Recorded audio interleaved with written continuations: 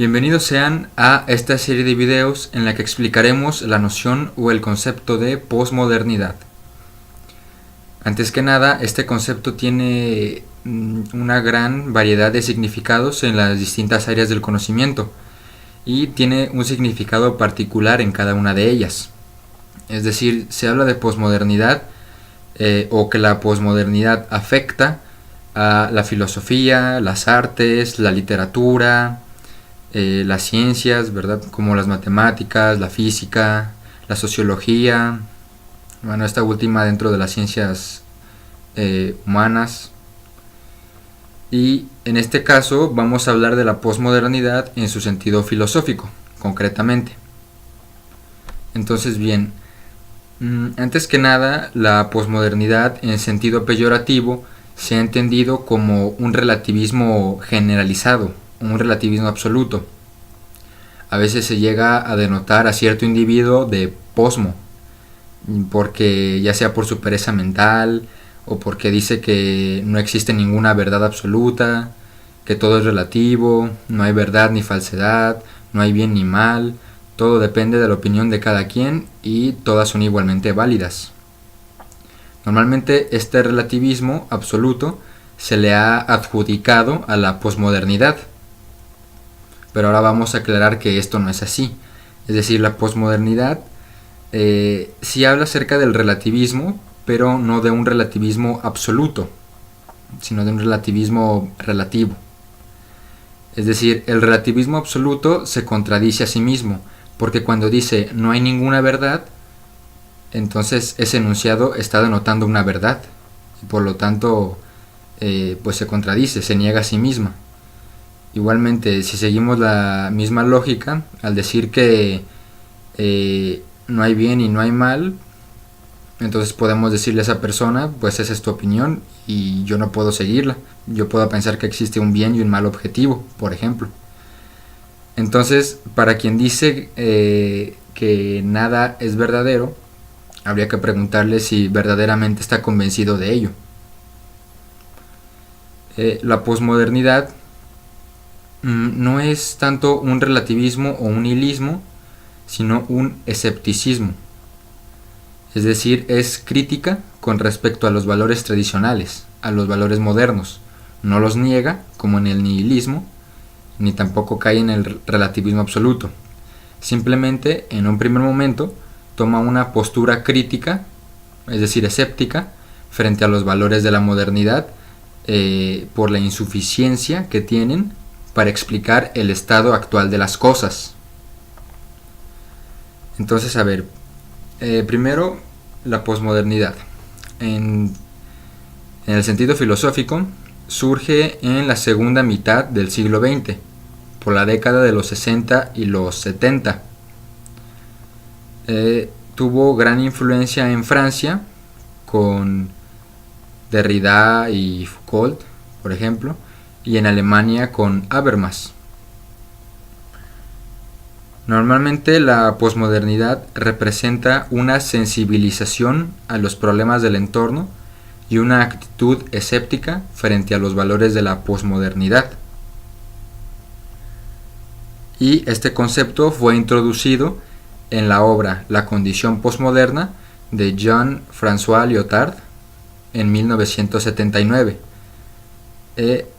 Ahí fue la primera vez en que se utiliza este término y normalmente se refiere a que es una crítica al eurocentrismo o a la historia universal. La historia universal, como decíamos, tiene una perspectiva particular que es Europa y normalmente se tiende la concepción de que la historia va en un continuo progreso evolutivo, ¿verdad? Que siempre va de manera lineal, progresiva. Pero esto solo pertenece a los pueblos de Europa. Entonces, por un lado es una crítica a esta historia leída desde una teleología, hacia un fin progresivo. Por otro lado, la posmodernidad es consciente de que el estado actual de cosas no puede ser explicado únicamente por los valores tradicionales modernos. Es decir, ya no se puede hablar de una unidad total del conocimiento, y la posmodernidad afecta incluso los principios axiomáticos de las disciplinas del conocimiento, de la ciencia, la política, la cultura, el arte. Es decir, el estado de cosas actuales ha puesto en crisis a los valores de la modernidad, a los valores que nos han sido heredados.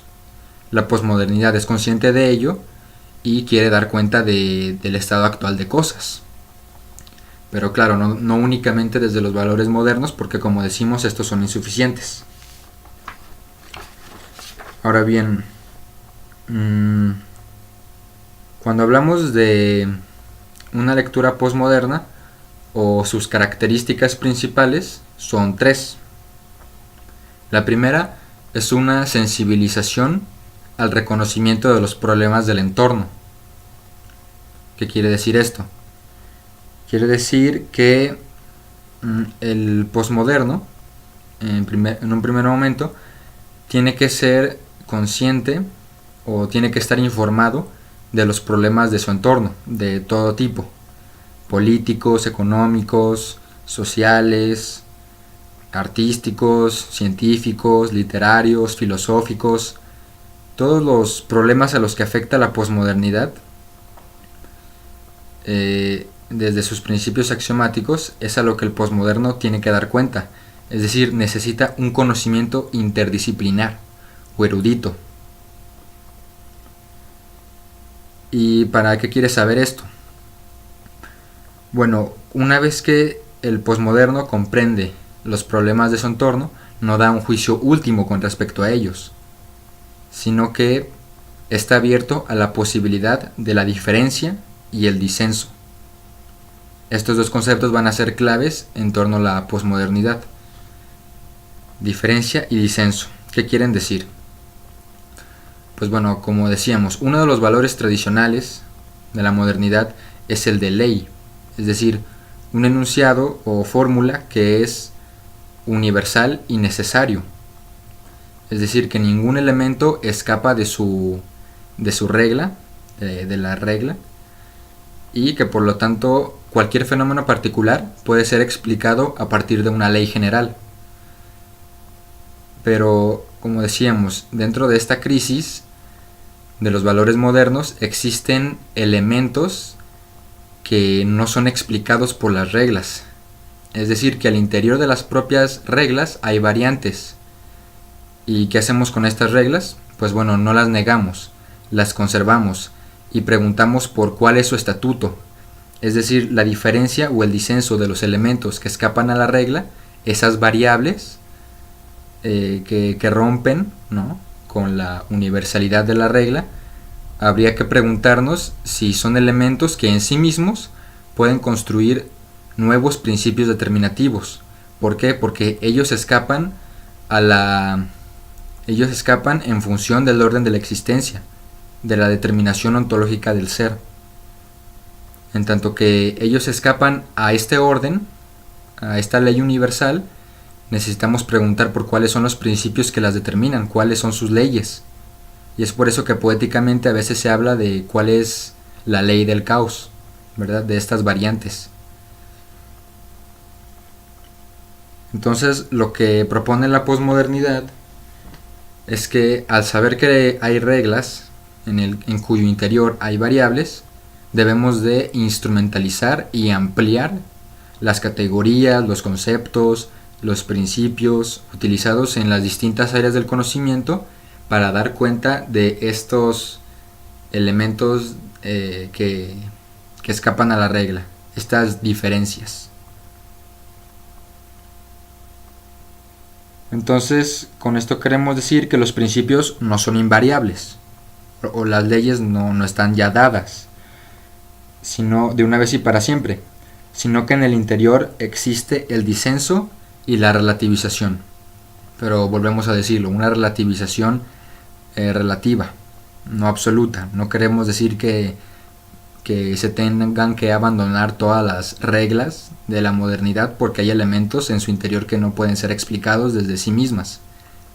No, hay que buscar otros principios o ampliar los principios que ya tenemos para abarcar en el interior estas diferencias, estas pautas. Entonces, bueno, esta fue una primera característica. La segunda característica es que el posmoderno lee los problemas de su entorno en un doble estatuto. Por un lado, los lee desde los valores modernos, es decir, que él los lee desde los sistemas que nos han sido heredados por la tradición de Kant, Hegel, los racionalistas, empiristas, todo el idealismo alemán. Es decir, cómo estos autores o estos sistemas pueden explicar el estado actual de las cosas. Y por otro lado, los leen desde la perspectiva actual, es decir, desde la perspectiva en la que existe la crisis, el disenso, la diferencia, la relativización. El posmoderno tiene esta doble lectura de los problemas de su realidad o del estado actual de las cosas, desde los valores o los sistemas de la modernidad, y por otro, desde el estado actual de cosas, es decir, desde la crisis de estos valores. Y por esas dos pautas puede generar una propuesta constructivista, puede tener una representación de la realidad que abarque ambos elementos y por lo tanto puede ser más enriquecedor, ¿no? Más amplio. Y por último, una tercera característica es que es un discurso escéptico a la modernidad, ¿verdad? Como lo decíamos, la posmodernidad no pretende ser un pensamiento total, no pretende encontrar la unidad absoluta del conocimiento o postular un saber todo. Por eso es que en sentido estricto no hay teorías posmodernas o autores posmodernos, porque la posmodernidad es una matiz de la reflexión filosófica, una actitud reflexiva o un pensamiento de la diferencia.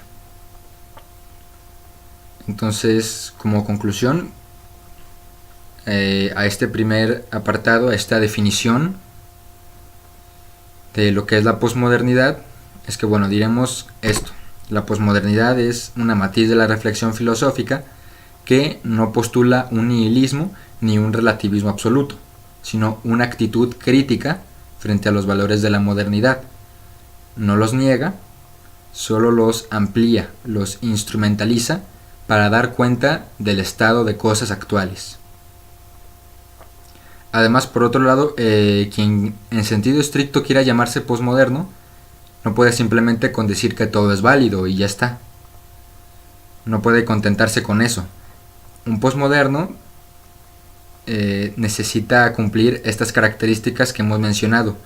Es decir, por un lado, que tenga comprensión clara de lo que son los sistemas de la modernidad, el idealismo trascendental de Kant, el idealismo absoluto de Hegel,